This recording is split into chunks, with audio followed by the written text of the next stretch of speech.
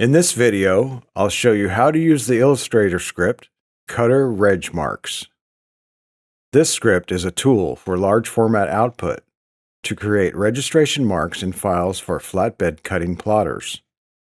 To begin, I'll go over the interface and options. Then I'll show an example of using this script. I already have the script added to Illustrator.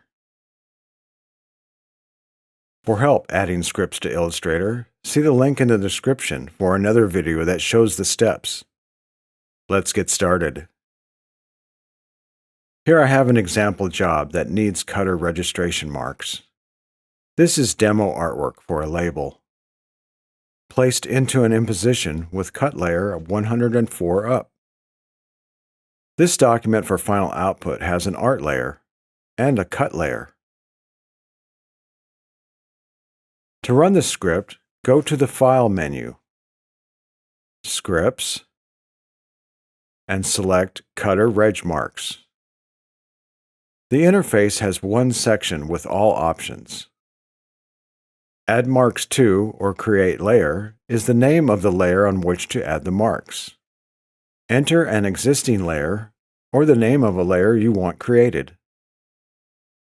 Place marks in margins is the choice to favor either the top and bottom or the left and right. Use whichever margin has more room. Offset is the distance marks are placed from the selected reference, either artboard or layer, set below. You may choose the measurement units for the offset value.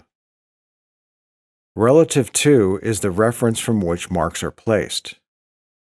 Artboard places the marks inside the artboard area, the value of the offset away from the artboard edge.